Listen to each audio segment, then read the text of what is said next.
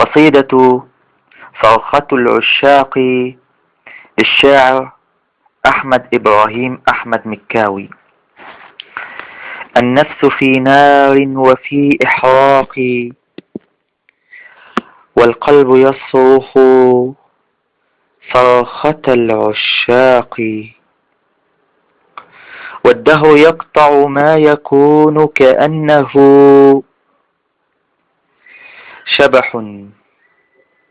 شبح مخيف سار للمشتاق.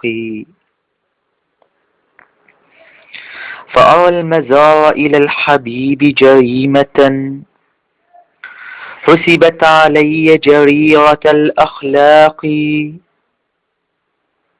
أأموت من هجر المزار لداركم،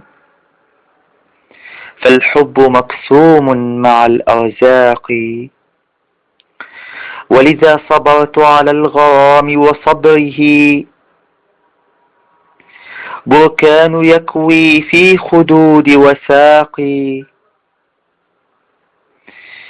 فكشفت قلبي للنساء فدنست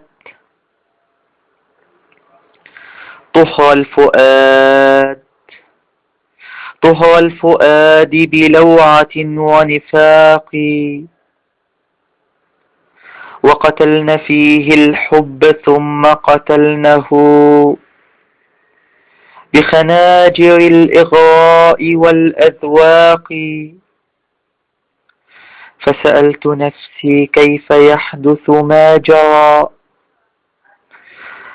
وهل العذاب من الحبيبة باقي.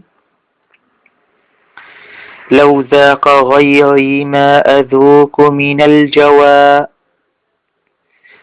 سيكون مسجونا مع الأشواق.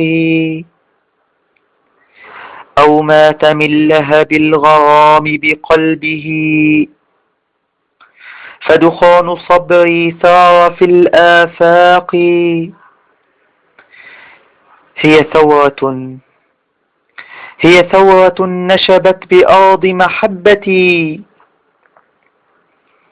مذ كنت طفلا في الشجون ألاقي.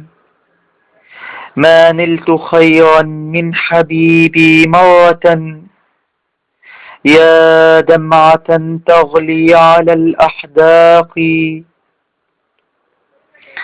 سأغادر الدنيا فلا تتعجبوا، ملك الوفاة يفك طرف وثاقي. فعلى جدار القبر تكتب قصتي، فاسمع إلي بلوعة وتلاقي. طعن الحبيب فمات من أشجانه، هيا ادفنوه بظلمة الأنفاق. وادعوا وقولوا يا إله شفاعة للعندليب الشاعر المشتاق. كم عانى من ألم الفراق فؤاده، فهوى صريع الصب والأشواق. وأبيت أبكي ثم أصبح صارخا من قسوة الدنيا على العشاق. تأليف أحمد إبراهيم أحمد مكاوي.